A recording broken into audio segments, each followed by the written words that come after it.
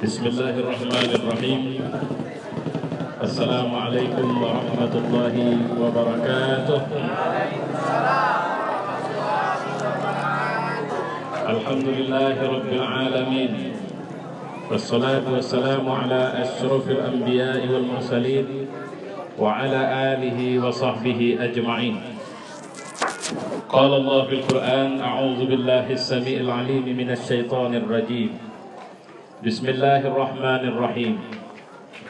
Wa ma Muhammadun illa rasul qad khalat min qablihi ar-rusul afa in mata aw qutila anqalabtum ala aqabikum.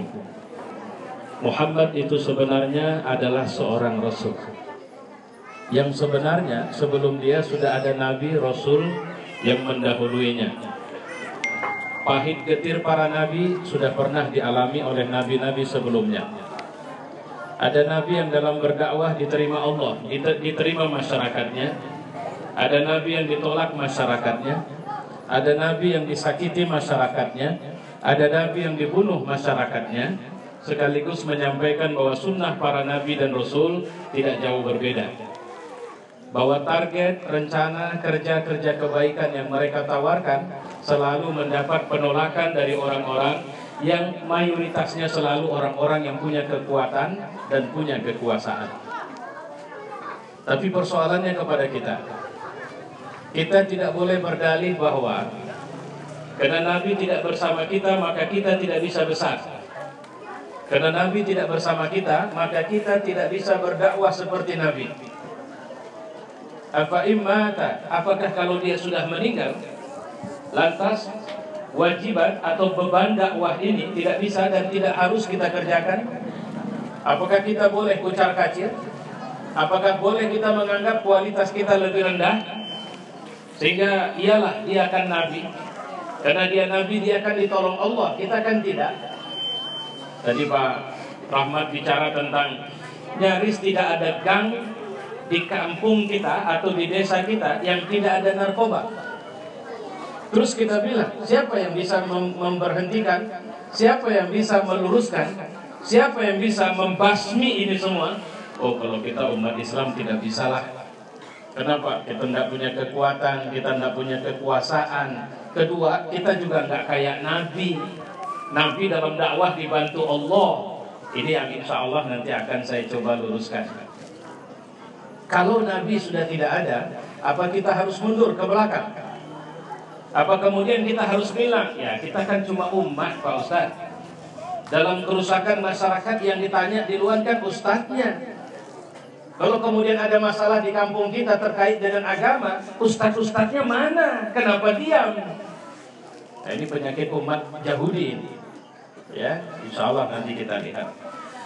Hormat saya kepada Pak Rahmat Shah selaku tokoh sekaligus anggota DPRD Kabupaten Deli Serdang, ketua, saya nggak tahu ini, ketua fraksi apa namanya Pak?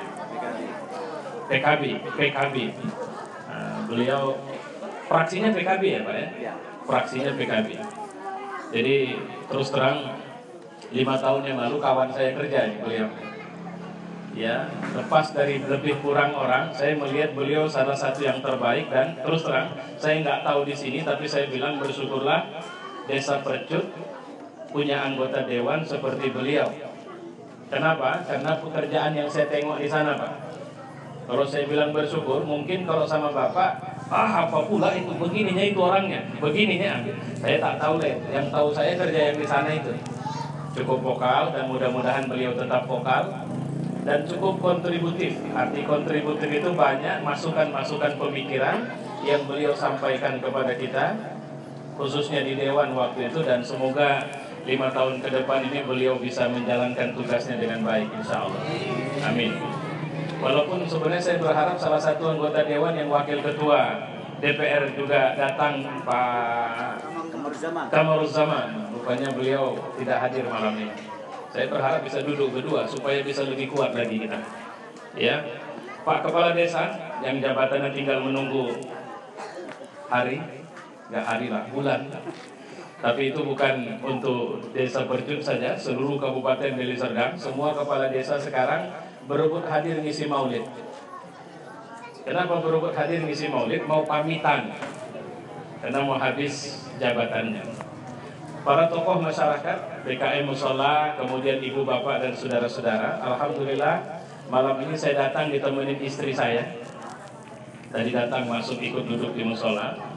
Beliau itu ibu dari 9 orang anak. Jadi saya punya 9 orang anak, 2 orang perempuan, 7 orang laki-laki. Dan insya Allah saya ceramah tidak lama ibu, selama ibu mampu mendengar dengan baik. Kalau mulai aneh ibu natap saya berhenti ceramah.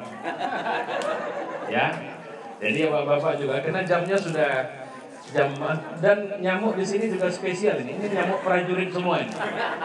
Ya, jadi baru berdiri sebentar saya di sini, udah dicucuk-cucuk orang itu dari belakang. Saya nggak tahu ini prajuritnya siapa ini. Ya, baik, kita mulai bicara ini. Siapa yang kita peringati malam ini? Kelahiran siapa? Kelahiran manusia yang sangat ditunggu manusia seluruh zaman.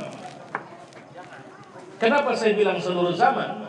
Karena ajaran yang dibawanya adalah satu-satunya ajaran yang tidak bisa digantikan, atau tidak ada satu ajaran yang sama seperti ini. Makanya yang pertama saya sampaikan, ketika kita bicara Islam, maka Islamlah agama yang benar. Ketika kita bicara Islam, Islamlah agama yang baik. Dan tidak perlu cari yang paling benar. Karena kalau kita belajar di sekolah, kita selalu diajarkan bahwa Islam itu agama yang paling baik. Tidak, Islam itu agama yang baik. Tidak perlu cari yang paling baik, karena tidak ada. Islam itu agama yang benar, ibu. Tidak perlu cari yang paling benar, karena tidak ada. Islam itu agama yang lurus. Tidak perlu cari agama yang lebih lurus atau paling lurus, karena tidak ada. Jadi kalau Islam saja agama yang benar, di luar Islam salah. Kalau Islam agama yang benar, insya Allah Islam inilah agama yang akan menjadi miftah masuk surga. Di luar Islam pasti masuk neraka. Kristen, Protestan, Kristen, Katolik, Hindu, Buddha, Yahudi, Konghucu, aliran-aliran kebatinan, itu semuanya pasti masuk neraka kalau mereka mati tidak menerima Islam sebagai agama. Ini akidah. Saya ulang sekali lagi, ini akidah. Pak Ustadz jangan keras dong, ini baru di awal. Ya memang harus keras di awal. Kita nggak bisa bangun musola, pondasinya dari tepung roti. Kita bangun musola, pondasinya dari batu plus pasir plus apa lagi Pak? Koral plus besi. Itu center point.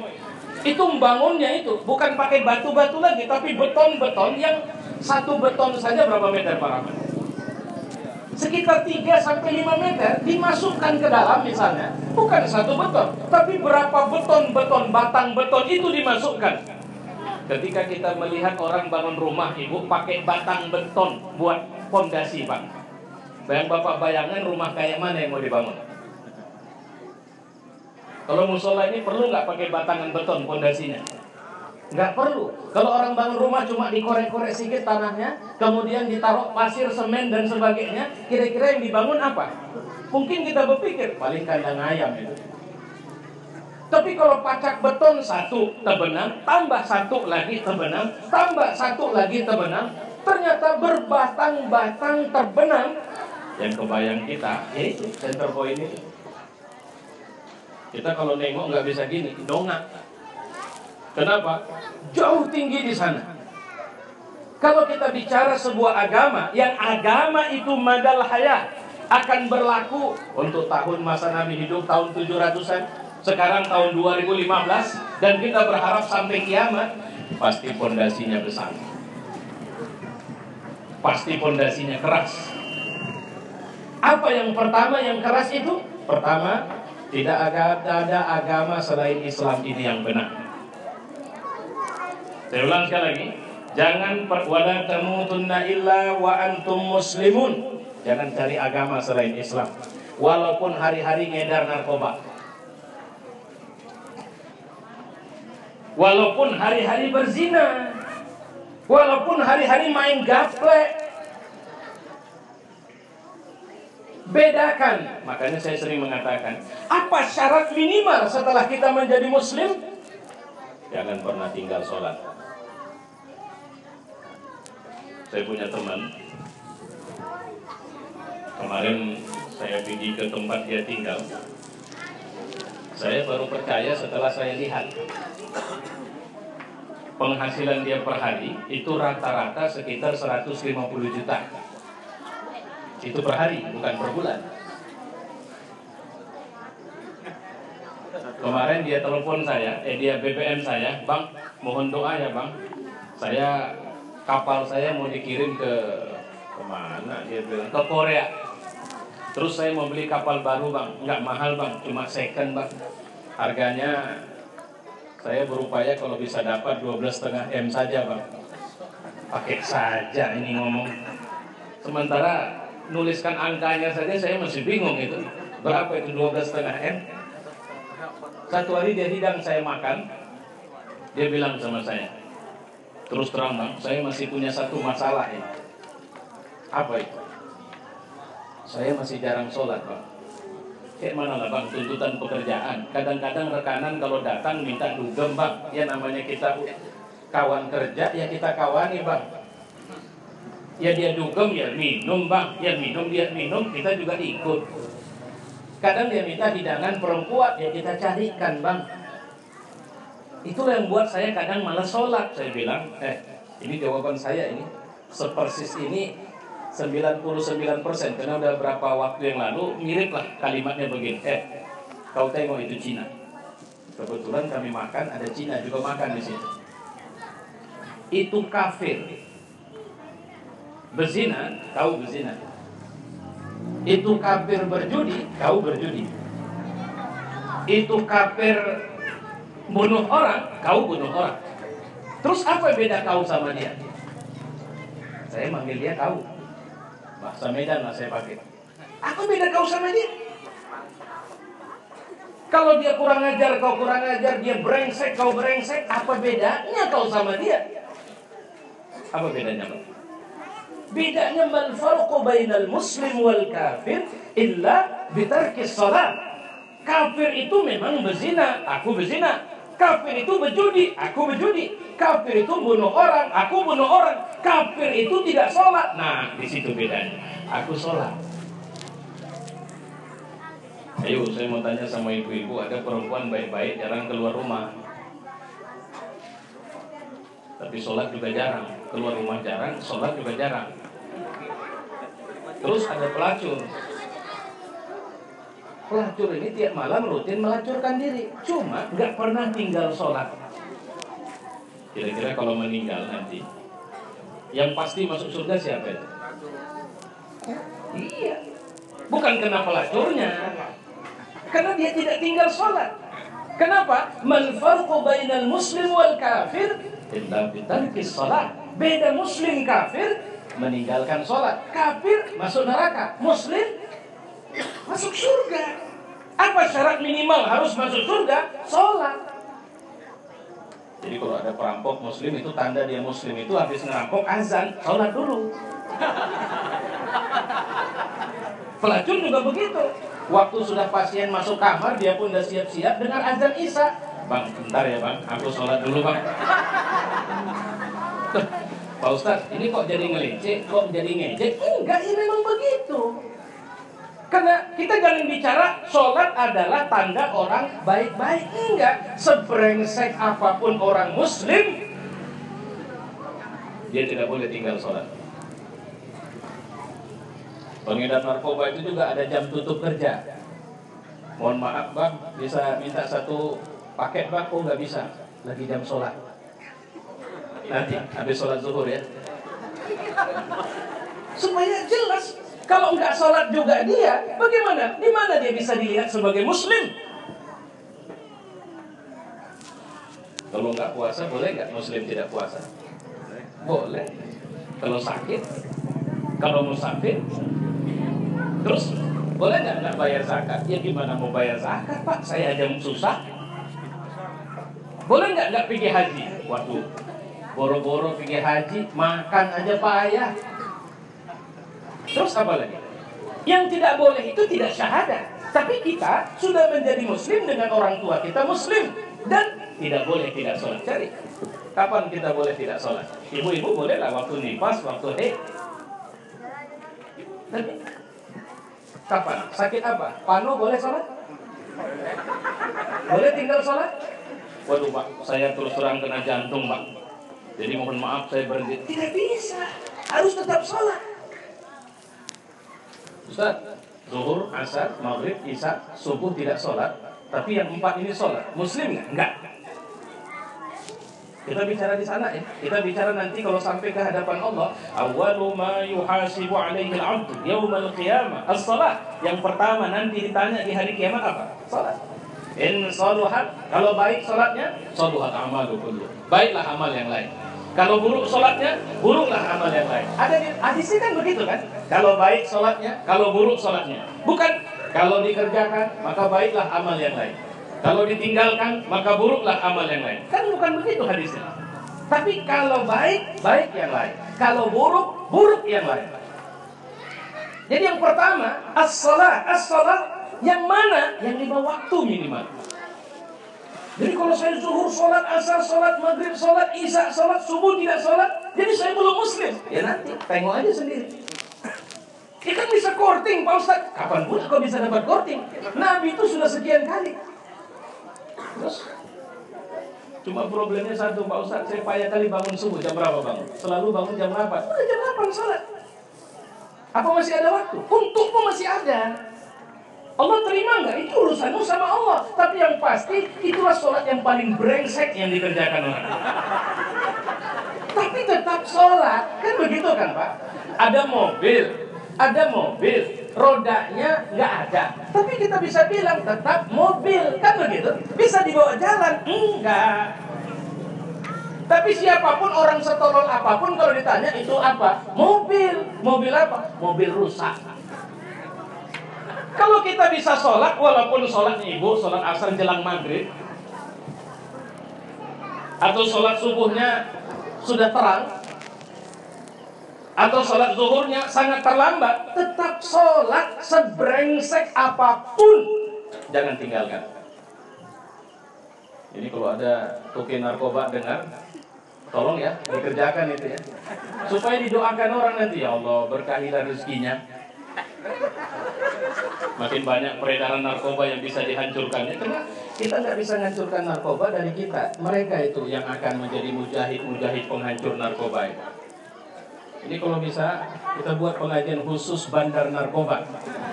Kalau memang udah banyak, kenapa tidak? Saya tunggu Pak Faisal. Sebelum tamat Bapak jadi kepala desa periode ini, undang toke narkoba, saya siap jadi ustadznya. Ini baru terjadi di sejarah dunia, khususnya di Indonesia. Ada pengajian bandar narkoba. Sehingga kalau udah capek kali Pak mengajar, tinggal kasih daftar namanya aja ke polisi. Inilah Pak, tangkap ini semua. Udah capek kali itu. Kan begitu dia. Ya, baik, itu pertama keywordnya. Tidak ada alasan kita menjadi muslim. Kedua, ternyata menjadi muslim sekarang tidak semua orang senang. Sehingga walaupun kita sudah jadi toke narkoba, walaupun kita sudah jadi pezina, tapi kita tetap masih muslim, orang tetap tidak suka sama kita. Itu yang harus digarisbawahi. Kenapa? Walan tarda anka. Tidak akan pernah ridho mereka. Walau ibu sudah telanjang, maaf cakap tinggal nutupin kemaluan saja, tapi belum membuang Islam, mereka tidak ridho. Hatta tattabi'a millatahum, sampai kita masuk ke dalam lubang biawak, kita akan ikut. Mereka masuk ke lubang biawak, kita ikut sama mereka, sampai kita ikut sunnah mereka, sampai kita bingung untuk menjadi muslim, sampai kita nggak pede jadi muslim. Sekarang lihat penghancuran sistematis. Lihat TV. Kalau udah bicara haji, alah sama aja haji semua ini. Kenapa? Haji Muhyiddin tuh tengok itu, bentuknya luar biasa. Al-Jaidah yang dikasihnya contoh Haji Muhyiddin, sinetron itu. Kenapa dia kasih contoh sinetron? Karena kita tidak pernah melihat dan mendengar kebaikan lagi. Akibatnya sinetron jadi pelajaran sama kita. Ada laki-laki rambut panjang, celana cangkring, jidat hitam, istrinya pakai cadar, yang stres kepling. Itu berapa hari kontrak di situ? Nggak tahu Pak, baru pindah aja katanya. Kenapa? Karena gambaran itu yang kita tengok di TV apa coba? Teroris. Kalau sekarang ISIS. Kemarin polisi nembak mati Densus ya, Densus 88 itu nembak mati gembong teroris atau salah satu teroris di Kediri. Saya selalu ceramah di mana-mana. Seharusnya polisi atau pemerintah ini konsisten dong. Jangan cuma tembak mati orang yang diduga teroris. Karena terus terang dari 150 lebih, tapi terus bertambah itu angka, yang mati ditembak oleh Densus 88 itu mayoritasnya orang Islam rajin sholat itu. Apa yang muncul? Fred. Gak usah fanatik-fanatik kali. Anak ibu pun nanti kalau sudah minta pakai jilbab itu hati-hati. Kalau udah mulai panjang jenggotnya, ibu berdoa kepada Allah supaya selamat hidupnya. Itu tadi, kenapa? Gambarannya buruk betul itu. Maka sering saya bilang, maunya pemerintah konsisten. Jangan cuma yang diduga teroris, yang pasti teroris itu yang ditembak mati. Kalau ada Densus 88, sering saya bilang, bentuk satu lagi, Densus 89. Ngapain? Nembak mati bandar narkoba. Tinggal bilang aja, di mana sana? Siapa itu namanya? Sianu Pak, udah. Begitu nampak, mati. Tidak ada alasan. Coba, siapa lagi yang mau jadi bandar? Silakan, ayo. Sambil pistol ditunjukin. Mana? Pasti nggak ada yang berani. Sekarang beraninya kenapa? Saya kemarin datangin bandar narkoba yang tobat. Omset dia per pekan itu lebih di atas 2 miliar. Dia bilang, Ustaz, udahlah Pak Ustaz, nama saya sekarang dalam DPO lagi Ustaz. Padahal saya tiap hari nggak pernah kemana-mana, datang ke rumah. Saya nggak pernah kemana-mana Ustaz. Tapi kenapa saya di DPO kan? Karena saya bilang saya tobat. Karena begitu saya tobat Ustaz, yang stres itu yang ngurusin negara ini. Itu dia bilang sama saya Pak. Ustaz tahu, itu yang saya jual bukan saya beli, diantar orang. Kalau menjualkan ya. Yang ngantar itu siapa? Nggak usah lah kita cerita Ustaz. Tapi Ustaz udah tahu lah itu maksud saya. Ibarat orang pergi ke musola, ibu begitu keluar sendalnya hilang. Terus dibantu orang. Kenapa Bu? Iya, sendal saya tadi taruh sini kok bisa hilang. Terus sibuk nyari dan dia pun ikut nyari. Rupanya dia malingnya. Gimana maling bisa dapat sendalnya? Sama bisa ngasih tahu sendalnya orang dia sudah curi itu. Ya. Nah, jadi menjadi muslim sekarang itu tidak mudah. Di Eropa, di Cina, Tiongkok, negaranya orang Cina, itu sekarang ini resmi negara melarang perempuan muslimah pakai jilbab, laki-laki memanjangkan janggut dilarang itu. Di Eropa, negeri-negeri orang-orang muslim itu menghadapi persoalan di mana perempuan pakai hijab itu dianggap sebagai sesuatu yang sangat menakutkan mereka, lebih takut dari takutnya mereka kepada kuntilanak. Jadi kalau ada perempuan pakai jilbab, mereka khawatir. Di Indonesia, jangan lupa ya, kita juga sedang dihancurkan loh. Kita juga sedang diajak untuk mundur ke belakang. Kita diajak untuk tidak percaya menjadi muslim. Kita diajak untuk seperti kata Nabi, la ya'ti 'alan nas zamanun himmatuhum butunuhum. Akan sampai satu zaman di tengah kalian di mana orang-orang kalaupun ada cita-cita, perutnya. Bagaimana perutnya nyaman. Wa syarafuhum, dan kemuliaan bagi mereka bukan ketakwaan, tapi dananiruhum wa darahimuhum. Kalau ditanya siapa orang hebat di kampung kita, kita selalu memikirkan siapa yang rumahnya paling besar, siapa yang duitnya paling banyak. Kita tidak tertarik itu orang. Maka saya pernah tadi siang saya ngomong begini. Saya ingat Uluan Panggabean. Saya pernah jalan di satu kampung, jalan pulang pengajian, itu ada anak muda sedang nyanyi pakai gitar, lagunya adalah pujian kepada Ulu Panggabean. Kenapa dia dipuji? Sederhana. Kalau nggak percaya silakan Bapak buktikan. Bapak perampok, Bapak orang yang penghasilannya haram, tapi jangan lupa infak. Kasih orang miskin beras, kasih orang miskin duit, bantu anaknya sekolah. Jangan pernah sakiti mereka. Mereka tidak akan tanya dari mana sumber rezeki kita. Itu zaman akhir zaman itu. Siapa orang mulia? Orang yang punya duit. Bagaimana dia cari duit? Jangan tanya. Yang penting dia mampu dan sering.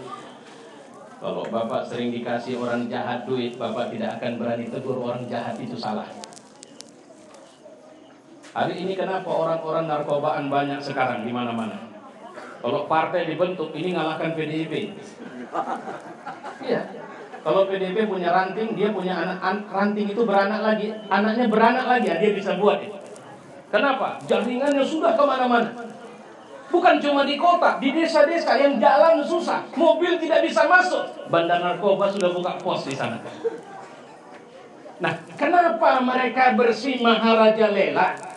Tapi tolong ya, ini ceramah saya didengar mereka ini. Kalau didengar, saya cuma bilang mereka itu tidak salah, mereka itu korban. Tapi kenapa mereka jadi begitu berani membuat kebatilan? Kenapa anak gadis sekarang pakai celana pendek biasa saja jalan? Kenapa orang berjudi kita tidak berani lagi menegur? Jawabannya ada dua yang hilang dari umat ini. Yang pertama adalah keberanian, kekuatan, dan kedua adalah kekuasaan. Maka terus terang, itu yang dibilang Pak Rahmat tadi saya setuju. Ini Pak Faisal ini kalau tanya sama saya nggak pernah dekat-dekat kali nih sama saya. Tapi kalau tanya sama Bapak, kira-kira orangnya bagus nggak? Ada habis periode, masih bisa lagi. Masih bisa lagi. Bagus nggak Pak? Alah payah itu. Kalau payah udah tahu saya pilih lagi. Tapi kalau bagus, indikator bagus sekarang nggak usah luar biasa aja dulu. Dia Bapak tengok tidak berhenti, tidak pernah tidak sholat. Kalau kegiatan dakwah Islam dia mendukung. Oke Pak. Kenapa? Kita butuh orang yang punya kekuasaan tapi dia orang benar. Sama Pak Rahmat terus terang, kalau percut saya tua jadi kabupaten atau jadi kota, saya berharap beliau lah bupatinya. Itu dari dulu saya bilang, ayo kita megarkan. Beliau lah bupatinya. Kenapa? Kita butuh orang soleh tapi orang kuat. Dan orang yang punya kekuasaan. Kalau kita cuma menjadi orang benar tapi tidak punya kekuatan dan tidak punya kekuasaan, musola itu satu hari bisa jadi pabrik ini. Kita tidak punya kekuasaan. Ada berapa banyak masjid di Medan karena ada orang yang punya kekuasaan, dia bisa rubah masjid itu jadi pabrik, jadi perumahan, dan masjidnya hilang dari peta. Ada supir direktur, orangnya soleh, rajin sholat, rajin puasa, rajin baca Quran. Direkturnya yang brengsek, rajin dugem, rajin berzina, rajin mabuk. Terus satu hari dia bilang, ayo Pak, jalan kita. Kemana? Pak, dugem. Tolong Bapak carikan nanti perempuan ya. Kata si direktur, berani nggak dia nolak? Sesoleh apapun kita tidak bisa melakukan apapun tanpa adanya kekuatan dan kekuasaan. Makanya sering saya mengatakan, hari ini kalau ada orang baik, jangan simpan dia di masjid. Suruh dia keluar masjid. Jangan cuma ngurus majelis taklim, suruh dia ngarit. Nah, makanya nanti kalau rezekinya Pak Faisal bisa dapat lagi jadi kades di Percut, saya titip satu aja, cari kepling yang soleh. Tapi Pak, repot juga itu Pak. Kenapa? Nanti kalau sempat orang-orang salah tidak kita posisikan juga, kita bisa diributin. Nah, orang solehnya harus bangun kekuatan. Yang lemah kan itu sekarang. Yang nggak ada itu sama kita. Di masjid kita sab bisa lurus, sab bisa rapat. Kenapa di luar masjid tidak lurus dan rapat? 40 tahun Nabi itu orang benar di Mekah.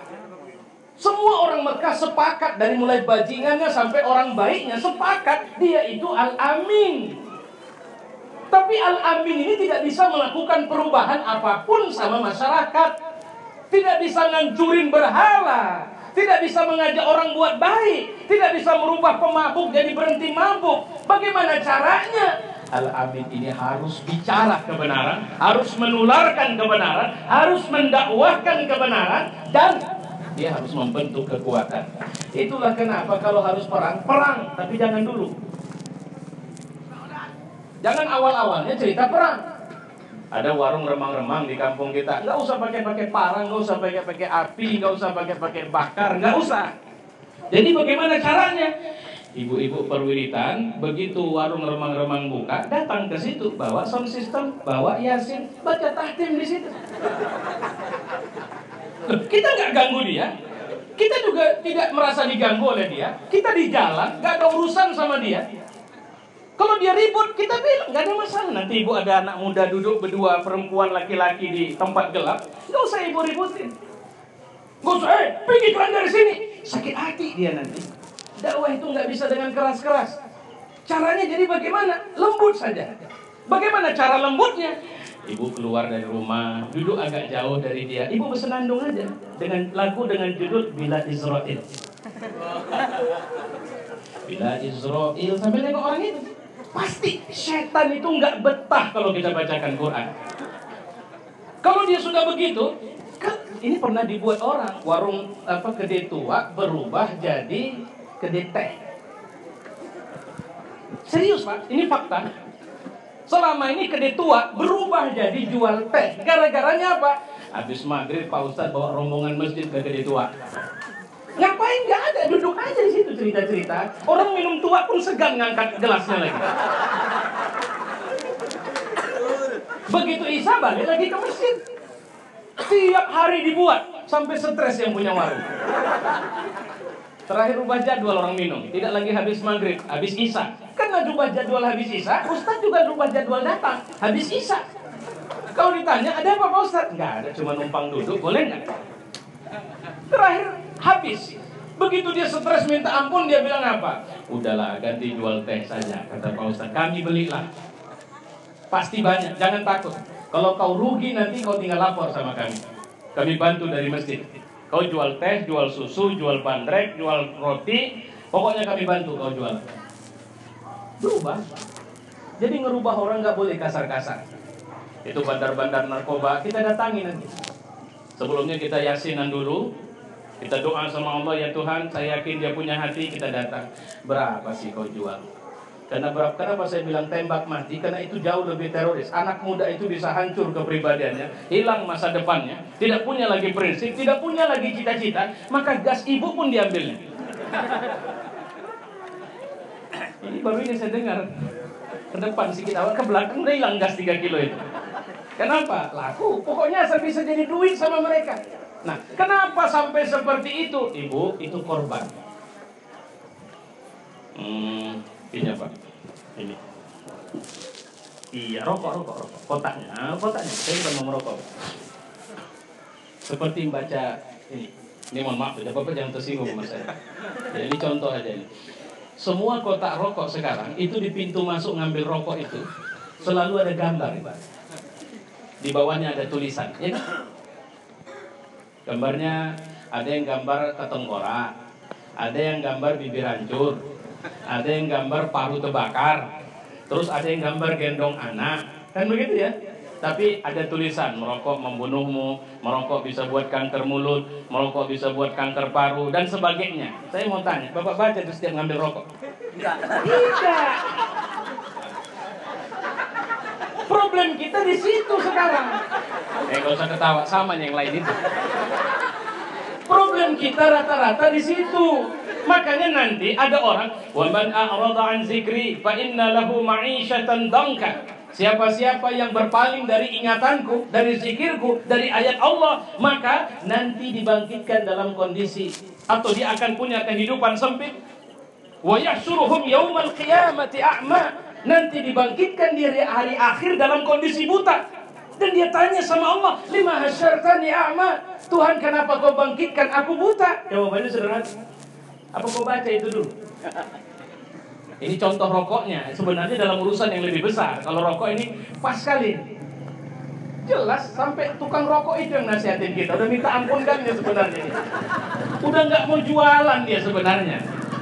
Cuma masih saja kita buka. Dan dia tidak kasih begini, ditutup. Pakai segel lagi. Segelnya pun dibuka. Kadang-kadang nggak bisa buka, minta tolong sama orang. Tolong gue bukakan, udah payah kali pula aku bukanya. Begitu terbuka, baru dibuka lagi, baru diambil. Ini apa yang terjadi? Ini nggak dibaca. Kenapa nggak dibaca? Udah tak pandai nengok itu lagi. Kenapa? Nanti lama kali saya pegang dia diri. Kan Bapak pikir terus, ini kelewat ini. Langkah kiri aku ngasihnya akan gitu. Ya, bukan. Itu contoh, nggak ada masalah. Yang merokok silakanlah. Ya, jangan takut. Cuma itu contoh. Kenapa bandar narkoba tetap jualan narkoba? Problemnya bukan di ekonomi saja. Kenapa? La ta'mal absar walakin ta'mal qulub. Hatinya sudah tertutup. Bagaimana caranya? Kita buka. Bagaimana caranya? Posisi kita yang harus berubah. Kita tidak boleh takut dengan kebatilan. La tahinu wa la tahzanu wa antumul a'laun. Kalian yang paling hebat kata Allah. In kuntum mu'minin. Jika kalian beriman. Apakah orang kuat adalah orang yang punya kekuasaan? Belum tentu. Apakah keluarga itu akan bahagia karena rumahnya besar? Belum tentu. Nasar sama Musdalifah bentrok juga di rumah. Ya. Apakah kemudian kalau kita pahami, adakah orang karena kekuatan itu karena harta? Belum tentu juga. Jadi apa kekuatan itu hakikatnya? Adalah kemampuan untuk menahan kebenaran atau menjaga kebenaran atau berpihak kepada kebenaran apapun resikonya. Agar kita bisa menjaga kebenaran, bertahan pada kebenaran apapun resikonya, kita harus tahu harga kita dulu. Ayo adik yang di depan ini, kalau dibeli matanya, satu mata harganya 1 miliar, mau jual nggak? Tentu harganya jauh lebih mahal dari 1 miliar. Apa yang saya maksud? Tahu kita harga diri kita berapa? Kalau ada orang yang, udahlah Pak, Bapak jadi presiden, tapi syaratnya Bapak harus melakukan apa yang kami pesankan. Itu artinya harga dia bisa dihitung masih. Menjadi muslim, apa harga kita? Harga diri kita adalah surga. Sehingga tidak ada apapun dari dunia yang bisa membeli kita sebenarnya. Harga diri kita surga. Karena tingginya harga diri kita, kita tidak mengukur kemuliaan kita cuma dari kedudukan. Mohon maaf saya ke Pak Faisal, Pak Rahmat, mereka ini sedang punya jabatan. Saya punya jabatan kemarin, oke, habislah jabatan, saya jadi ustadz sekarang, oke.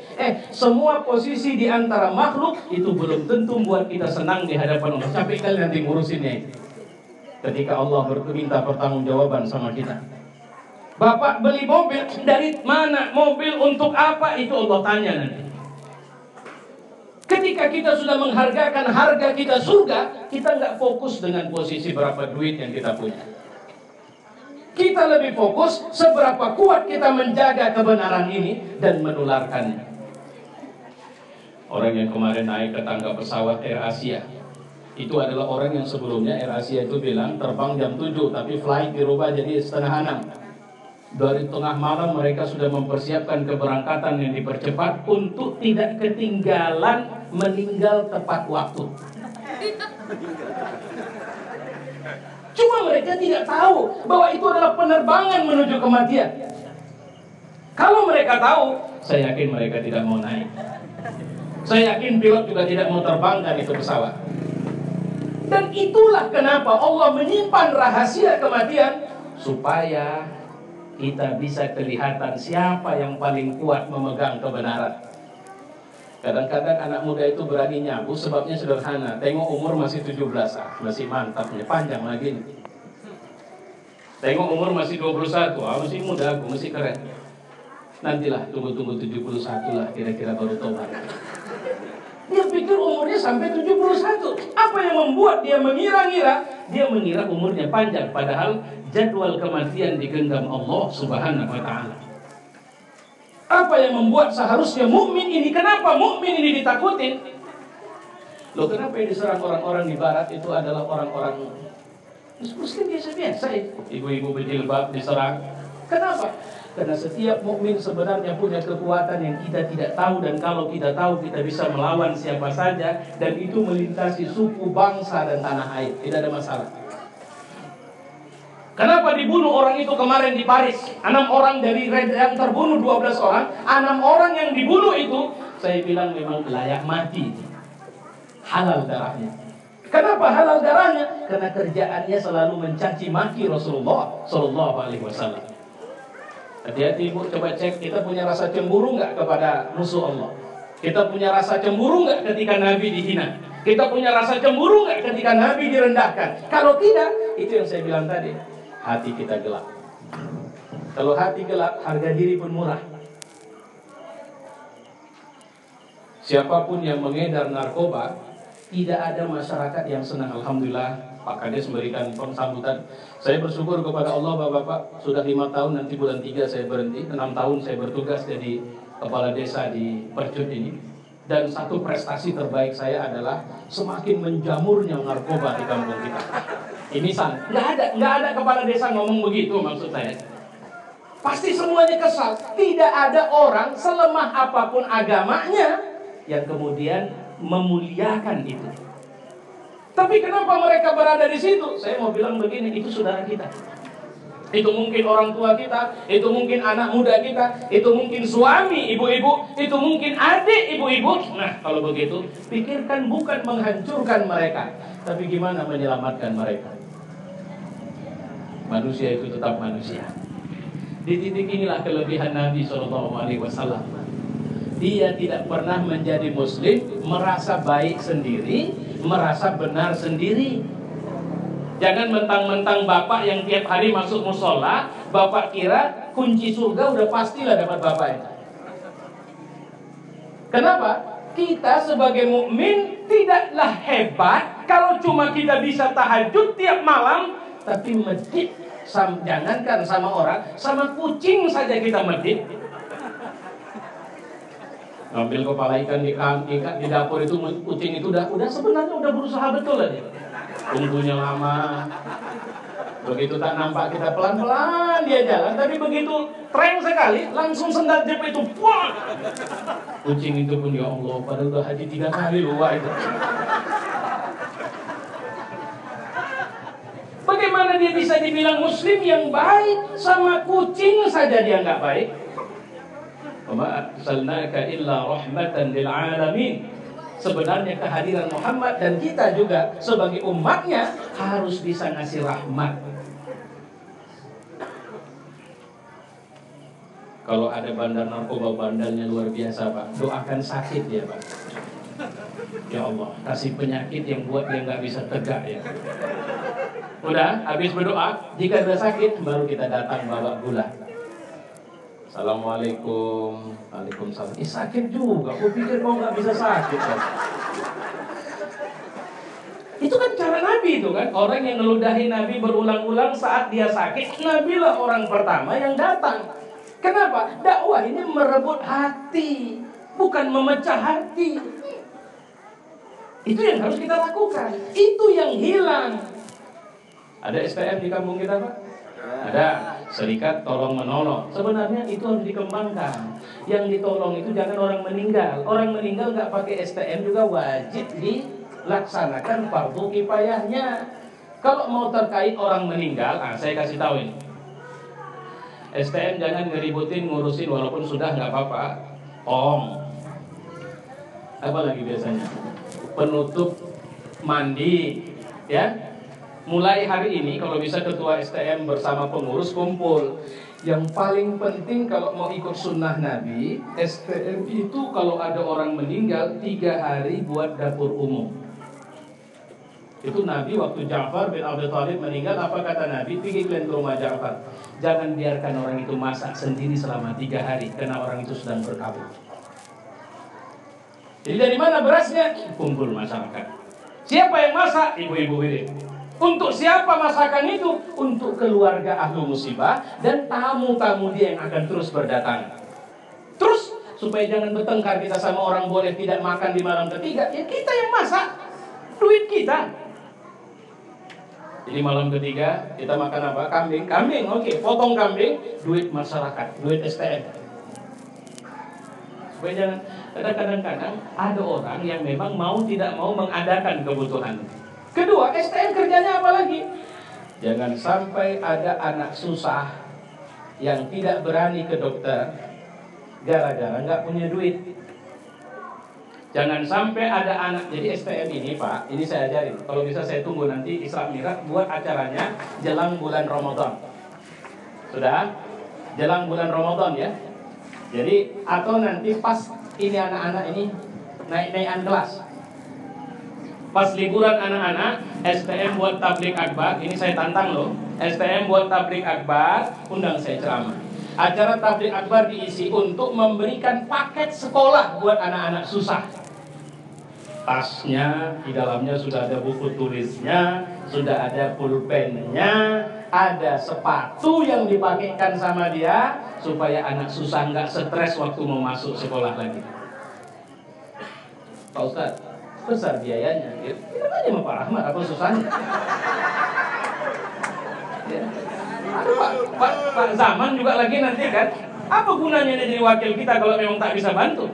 Kan gitu tinggal. Kalau tak mau lagi orang yang bantu, udah kita ingat aja. Awas kalau 2019 nanti ya. Kita bilang begitu saja.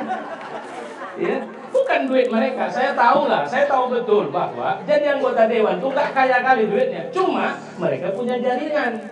Jaringannya apa? Bisa datang ke dinas anu, bisa datang ke pengusaha anu, bisa datang ke orang kuat anu. Pak, kampung kami banyak orang susah, kami mau bantu anak biaya sekolahnya itu.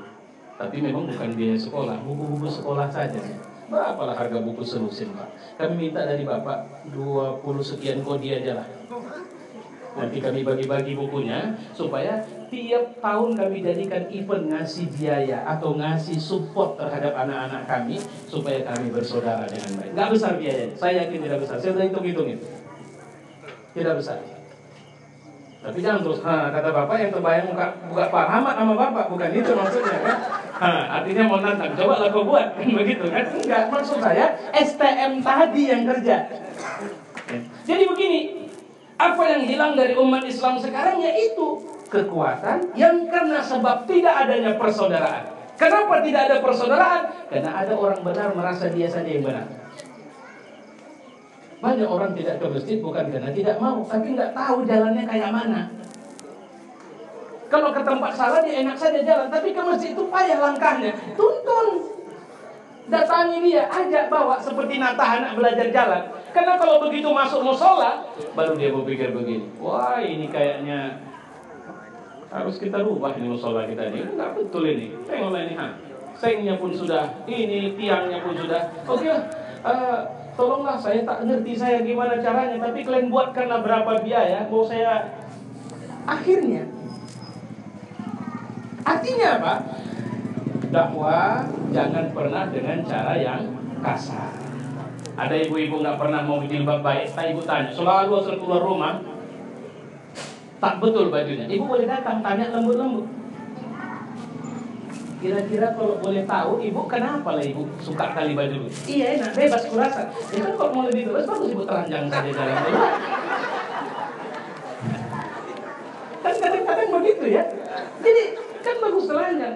Mulut kau kadang enggak Bu, maksud saya cuma mau tanya. Karena mungkin saja dia ini banyak orang tidak benar karena tidak paham. Imam jamaah dalam sholat di masjid itu enggak dibilang Nabi pahalanya 27 kalau ada 3 ustadz ikut sholat. Enggak. Pahalanya 27 kalau ada imam dan makmum. Walau makmumnya 1 tetap 27 pahala. Tak ada batas minimal. Tapi kalau kalian cuma 3 orang nggak bisa 27. Harus dapat kira-kira paling 15 lah pahalanya. Nggak ada. Yang penting ada imam, ada makmum. Dan setan itu paling takut kalau kita ada imam, ada makmum. Siapa imam kita secara politis di republik ini? Pak Faisal, Pak Rahmat. Tapi siapa imam secara informal yang mengikat kita? Ustaz-ustaz, tokoh-tokoh masyarakat kita. Dan itu dianut, suka tidak suka. Kalau kita sudah mengikat diri, maka setan sudah tidak berdaya merusak kita. Itu yang tidak ada lagi. Saya kalau ceramah di Medan saya bilang, awas, hati-hati kalian. Kalau kalian sudah kehilangan kekuatan dan kekuasaan Indonesia ini. Tadi saya bilang berapa anak saya? 9. Ada yang terkejut? Banyak. Kenapa terkejut? Stres Pak, bayangin. Kenapa Bapak yang stres? Saya aja tidak. Ya. Yang harus kita pahami, jumlah 9 itu masih sedikit. Ini satu aja, istri saya belum ngasih saya nikah lagi. Kalau ngasih nikah lagi, saya cari juga yang subur bisa melahirkan anak. Tapi saya bilang, harus lebih cantik dari dia. Tolong carikan.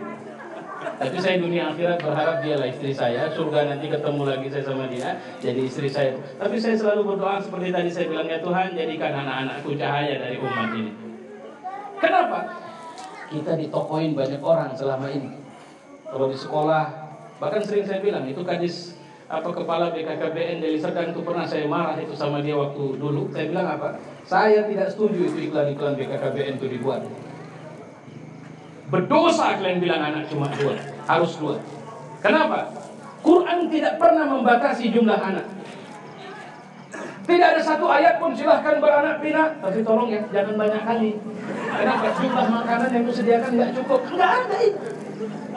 Nabi malah bilang, perbanyak keturunan kalian. Aku bangga dengan jumlah kalian yang banyak. Kita sekarang satu aja nggak betul. 2, 1 narkobaan, 1 bebas, 1 nggak jelas sholatnya. Yuk, kalau jumlah anak membuat negara ini hancur, yuk kita belajar. Coba, siapa negara yang paling besar jumlah penduduknya di muka bumi? Cina. Siapa negara yang pertumbuhan ekonominya paling besar di muka bumi? Cina.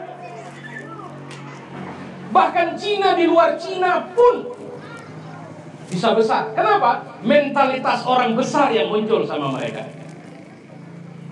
Siapa negara setelah Cina? India. India juga negara yang percepatan dan pertumbuhan ekonominya sedang berkembang besar. Siapa lagi negara yang besar penduduknya? Amerika. Kenapa kita takut? Karena kita diajak cuma bercita-cita atau melihat tawakal kita sama perut, tawakal kita sama pekerjaan kita. Iyalah, dia kan duitnya banyak, maka anaknya banyak. Saya cuma penghasilan 700.000 per bulan. Mana mungkin? Itu salah. Kau seperti menganggap Tuhan tidak ada. Apa kau pikir kau yang menghidupin itu? Saya tadi baru baca ayat di sini. Allah mengatakan dalam surat Al-Isra yang saya baca, nahnu narzuquhum, kami yang kasih mereka rezeki, bukan kau. Kalau kita banyak, sekarang jumlah umat Islam di Indonesia siapa bilang the biggest lagi? Kita dulu 95%, sekarang di bawah 87%. Jumlah orang kafir menanjak naik. Kok aneh? Tanya BPS. Kemarin ada ustaz ceramah apa kata dia? 10 orang berangkat haji, 5 tidak bisa baca Quran. Jadi ke sana bawa kitab yang ada Latinnya. Baca Yasin pun Latin. Ya Asin. Yasin. Wa al-Qur'anil Hakim. Nggak bisa. Bagaimana kita bisa berharap banyak dari muslim yang lemah? Wa ka'ayyin min nabiyyin qatala ma'ahu ribbiyuna katsir. Nabi saja dia masih membutuhkan tim Superman, bukan Superman. Tim Superman. Orang-orang yang punya kekuatan bersamanya. Itu yang hilang dari kita.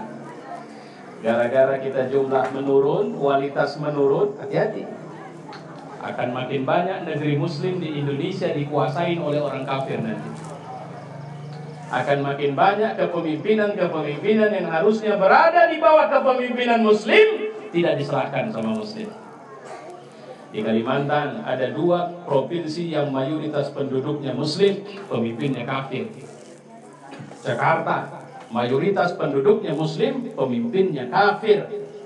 Medan, itu siaga merah itu. Karena 5 tahun yang lalu Sofyan Tan berdiri mau jadi wali kota. Bukan masalah Sofyan Tan mau maju dan kafir, bukan. Sudah ada ustadz berjubah dukung dia di belakangnya. Itu 5 tahun yang lalu. Kenapa? Karena kita lemah. Kan seberapa lemah? Kalau tak bisa pakai duit 20.000, 50.000, tidak bisa pakai duit 50.000, 100.000, Tidak bisa pakai duit 100.000, 200.000. Orang udah hitung-hitung berapa kepala yang bisa kita dapat. Dan harga kita, harga kepala mirip kambing saja mahal kepalanya. Kita sudah tidak mahal, 20.000. Nah itu yang hilang dari kita. Harga diri kita tidak surga lagi. Kalau harga diri kita surga, kita akan mahal harganya. Itu hati-hati. Kenapa? Lemah. Kenapa lemah? Karena kita tidak lagi bersaudara, karena kita tidak lagi belajar, karena kita tidak lagi bersama di jalan Allah Subhanahu wa taala. Maka saya pikir percuma tidak susah untuk membalikkan menjadi negeri yang baldatun thayyibatun wa rabbun ghafur. Sederhana saja caranya. Jangan cari kambing hitam, cari kambing putih. Kedua, jangan menyoroti orang dari masa lalunya dia siapa. Lihat dia sekarang. Apa yang bisa kita buat bersamanya hari ini. Karena kalau punya masa lalu, semua kita punya masa lalu. Dan masa lalu kita ada kejahatan demi kejahatan yang mungkin orang tidak suka. Jadi jangan memulai kerjasama dengan menuduh, tapi bekerja samalah dengan melihat bahwa ada kelebihan yang kubutuhkan darimu. Bismillahirrahmanirrahim. Baru besok kita data berapa jumlah kepala-kepala narkoba di sini. Itu saya bilang, baru kita undang buat pengajian seperti yang saya bilang tadi. Kita ngaji sama-sama. Gak usah dulu ganggu pekerjaannya. Kalau itu yang kita ganggu di luar, nanti dia pasti akan meradang. Karena itu bicara perut. Pelan-pelan, pelan-pelan. Kayak yang datang ke rumah itu dia. Ceramah saya satu waktu tertarik dia bilang sama kawannya, tolong bintang sama Ustadz, saya mau datang ke rumahnya. Orang itu terkejut, kenapa pula, ada apa? Ustadz, kemarin kan Ustadz bilang tembak mati narkoba. Dia di situ Ustadz dengar ceramah. Sekarang dia minta supaya dia datang. Sekarang dia ngurusin pengajian. Yang dia minta kapan Ustadz punya waktu, Ustadz ngisi ngaji di musola yang kami buat. Insya Allah sebentar lagi jadi masjid. Dan insya Allah dia mau umroh. Dan anak-anaknya sudah di pesantren. Walaupun bagaimana kehidupannya, namanya juga orang. Bapak kalau mau berhenti merokok itu nggak bisa pakai dalil ayat. Otak baru nerima dulu. Memang betul rokok itu lebih lemah manfaatnya ketimbang mudaratnya. Sampai otak nerima baru bergeser. Jangan merokok 15 menit sebelum zuhur dan 15 menit setelah zuhur. Dan jangan merokok waktu ngaji. Terus kalau sudah lebih banyak waktu kita gunakan untuk tidak, maka insya Allah akan lebih mudah waktu yang lain. Itu namanya bertahap berubah. Gak bisa simsalabim, tidak bisa. Oke Ibu? Nah, udah, alhamdulillah. Insya Allah udah berhenti saya. Jangan takut. Saya udah mulai ada yang aneh nengok saya. Lama ditutupnya mata itu, terus dibukanya lagi nanti. Nah itu seperti nakut-nakutin saya sudah ya. Jadi insya Allah itulah yang bisa saya sampaikan. Mudah-mudahan Allah memberi berkah kepada kita. Saya pikir ini yang bisa saya ucapkan selamat. Saya juga berharap kalau kembali saya mengingatkan Pak Faisal ini. Pak Faisal kalau beliau nanti Bapak lihat baik, jangan cari yang lain lagi. Sudah, beliau saja jadi calon berikutnya. Cuma betul kata Pak Rahmat, tulis apa yang mau Bapak dari dia. Tempel itu setiap bulan. Atau buat spanduk besar di depan kantor desa nanti kalau dia udah duduk. Janji Pak Faisal sama rakyat bercuti. Nanti tinggal dicek setiap hari. Tidak dipenuhi janjinya, urusan dia sama Allah. Saya pikir itu. Semoga Allah menjadikan kita hamba Allah yang dia ridhai dan masuk dalam surganya satu hari kelak. Dan saya berharap semoga teman-teman, kawan-kawan, adik-adik yang selama ini jadi bandar narkoba, juga pecandu narkoba, satu hari kelak masuk surga dengan izin Allah. Tapi tobat dulu ya. Jangan udah didoakan Ustadz, kita aman lah kita sekarang. Jadi jualan kita bebas, kenapa masuk surga juga kita. Bukan begitu. Ya, Assalamualaikum warahmatullahi wabarakatuh. Mari kita tutup doa. Alhamdulillahirabbil alamin wassalatu wassalamu ala asyrofil anbiya'i wal mursalin wa ala alihi wa sahbihi ajma'in. Allahumma ij'al hadha jam'ana fi hadzal majlis jam'an marhuma wa tafarruquna min ba'dihi tafarruqan ma'suma. Rabbana atina fid dunya hasanah wa fil akhirati hasanah wa qina 'adzaban nar. Wassallallahu wasallam ala Muhammadin wa ala alihi wa sahbihi ajma'in. Walhamdulillahi rabbil alamin. Taqabbalallahu minkum.